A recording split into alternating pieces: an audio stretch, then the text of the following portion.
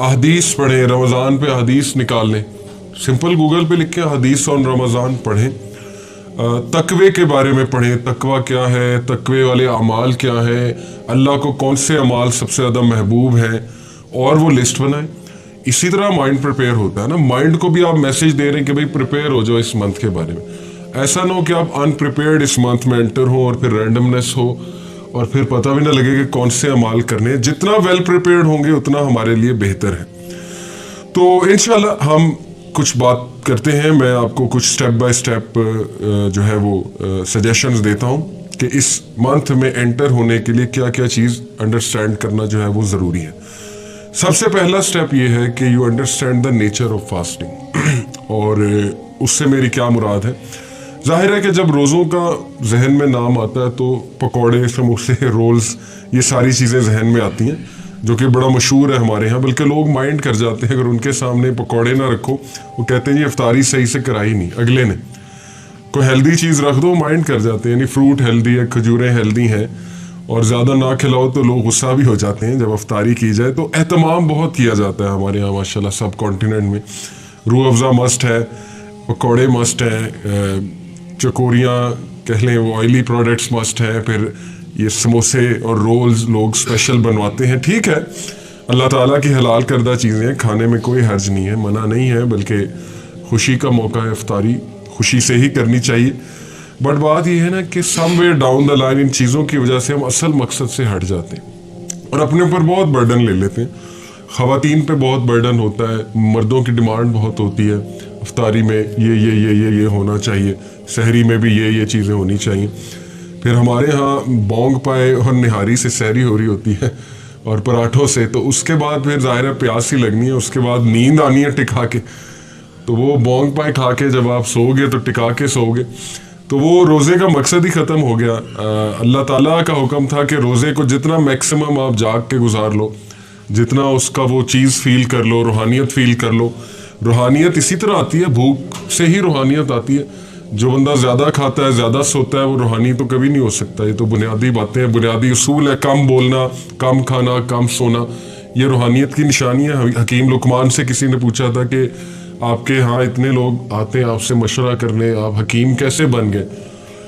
तो उन्होंने कहा कि 6 चीज़ें हैं, कम खाओ, कम सो, कम गुफ्तगू करो, वादा जब करो तो निभाओ, आंखों में हया पैदा करो, जब बोलो सच बोलो। ये 6 बातें उन्होंने बताई, तफसीर में आता है सूरह लुकमान की।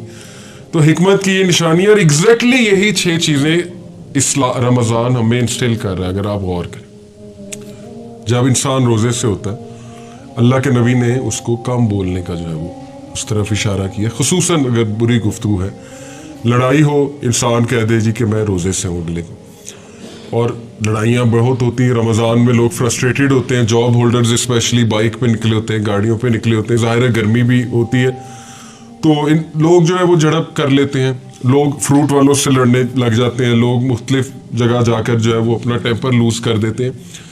तो इसके बारे में क्लियरली रसूलुल्लाह सल्लल्लाहु अलैहि वसल्लम ने फरमाया कि अल्लाह ताला को तुम्हारी भूख और प्यास की कोई ज़रूरत नहीं है। अगर तुम ज़बान का ही ख्याल नहीं कर रहे हो, बैक बाइटिंग कर रहे हो, अगर तुम सख्त ज़ुबान अभी तक इस्तेमाल कर रहे हो या तुम्हारे दिल नरम नहीं हुए, तो देखिए हर चीज़ की प्रैक्टिस है रमज़ान में, और ये सारे अमाल तकवा की तरफ ले जाते हैं। तकवे की ट्रेनिंग है। इसीलिए अल्लाह ने कुरान मजीद सूरह बकरा आयत नंबर 183 में कहा, या अय्युहल्लज़ीना आमनू कुतिबा अलैकुमुस्सियामु कमा कुतिबा अलल्लज़ीना मिन क़ब्लिकुम लअल्लकुम तत्तकून।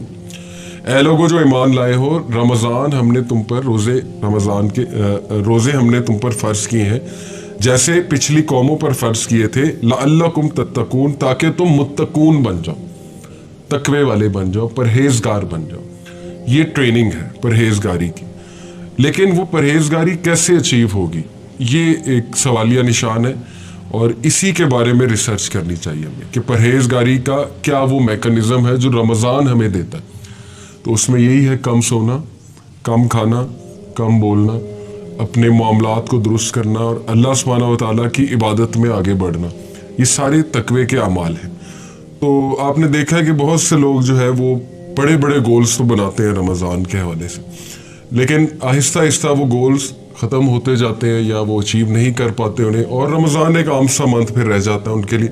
बस 5 नमाजें चल रही होती हैं, اس کے علاوہ کچھ خاص جو ہے وہ نہیں ہو پاتا، کیونکہ روٹینز بھی آج کل ایسی ہیں. اب رمضان آپ کو پتہ ہے کہ وہ ایسے ڈیز میں جو ورکنگ آورز ہیں، زیادہ تر لوگ آفس میں ہوں گے، اسکول میں ہوں گے، یونیورسٹیز میں ہوں گے. اپریل کا منتھ جو ہے وہ ظاہر ہے ایک ورکنگ منتھ ہوتا ہے، تو اس میں کس طرح ریئلسٹک گولز بنانا اور ان گولز کو اچیو کرنا یہ ہمارے لیے بہت ضروری ہے، اور وہ گولز کس لیے بنانے ہیں یہ بھی ہمارا جاننا بڑا ضروری ہے. دوسرا دیکھیں، میں ریسنٹلی دبئی گیا تو دنیاوی سفر کے لیے ہم اتنی پریپریشن کرتے ہیں، اتنی ریسرچ کرتے ہیں، ٹو ڈو لسٹ نکالتے ہیں، ایک ایک چیز ریسرچ کرتے ہیں. Places to visit in Dubai, which places are worth my money, my time, my effort وغیرہ وغیرہ. لوگوں کو کال کرتے ہیں کہ مجھے بتاؤ میں دبئی آ رہا ہوں یا فلانی جگہ آ رہا ہوں، میں کہاں جاؤں، کیا کروں، کہاں جانا چاہیے. کیا یہی ریسرچ، یہی انٹرسٹ رمضان کے لیے ہے ہمارا؟ کیا ہم کوئی آرٹیکل کھول کے پڑھتے ہیں کہ ہم یہ ریسرچ کرتے ہیں؟ کیونکہ دیکھیں نا، دنیا میں تو ہم ریسرچ کرنے پہنچ جاتے ہیں. کوئی چھوٹا سے چھوٹا ہم نے جوتا بھی لینا ہو تو دنیاوی معاملے میں ہم ریسرچ کرتے ہیں، باٹا کا اچھا ہے، سروس کا اچھا ہے، انڈیور کہاں کا اچھا ہے. تو دینی معاملے میں تھوڑی سستی برتتے ہیں. دینی معاملے میں ہم اس کے انتظار میں رہتے ہیں کہ کوئی بتائے گا ہمیں آگے. ایسے نہیں ہوتا ہے. ہمیں دینی معاملے میں زیادہ ریسرچ کرنی چاہیے اور زیادہ پیشن شو کرنا چاہیے اور خود سے پڑھنا چاہیے. بے شمار کتابیں ہیں رمضان کے ورچوز پہ. ہمیں ایسے اعمال کی لسٹ نکالنی چاہیے جو سب سے بہترین اعمال ہے اللہ تعالیٰ کے نزدیک، کیونکہ we are entering a great month, جس منتھ میں ریوارڈ زیادہ ہوتا ہے. obvious سی بات ہے، ایک عام سا عمل آپ کریں گے اس کا بہت گریٹ ریوارڈ ہوگا. تو ایسی اپرچونٹی مس نہیں کر سکتا ایک مسلمان، ایک ذی شعور مسلمان. ایک ایسا منتھ جو فارگیونیس کا منتھ ہے، اس میں جتنی اللہ کی رحمتیں آپ سمیٹ لو گے اتنا بہتر ہے آپ کے لیے، آنے والی زندگی کے لیے بہتر ہے. ایک ایسا منتھ جو ٹریننگ کا منتھ ہے، جس میں آپ ایک منتھ ٹریننگ کرو گے اور وہ ٹریننگ 11 منتھس آپ کو فائدہ دے گی. تو اس لیے اس پہ بھی جتنی آپ ریسرچ کریں گے اچھا، جتنے آپ اس پہ آرٹیکلز پڑھیں گے. یہ پڑھیں رسول اللہ کیسے اس پہ پریپریشن کرتے تھے.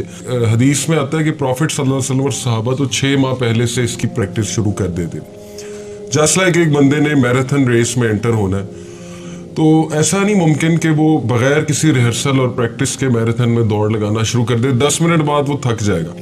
شروع میں تو بہت پیشن کے ساتھ کہے گا میں نے بھاگنا ہے، میں نے یہ کرنا ہے، میں نے وہ کرنا ہے، لیکن 10 منٹ 15 منٹ بعد جو ہے وہ ظاہر ہے اس کو تھکن ہوگی. اور یہی ہوتا ہے کہ ہم رمضان میں بہت سے ایمز اور گولز کے ساتھ انٹر ہوتے ہیں. ہم کہتے ہیں ہم قیام اللیل بھی کریں گے، ہم تہجد بھی پڑھیں گے، ہم ڈیلی تراویح میں بھی کھڑے ہوں گے، لیکن 5-6 دن بعد جو ہے نا وہ آہستہ آہستہ وہ پیشن وہ ختم ہوتا جاتا ہے. وجہ یہی ہے کہ ہم نے پہلے سے اپنے آپ کو تھوڑا وارم اپ نہیں کیا. وارم اپ ایکسرسائز بہت ضروری ہے رمضان سے.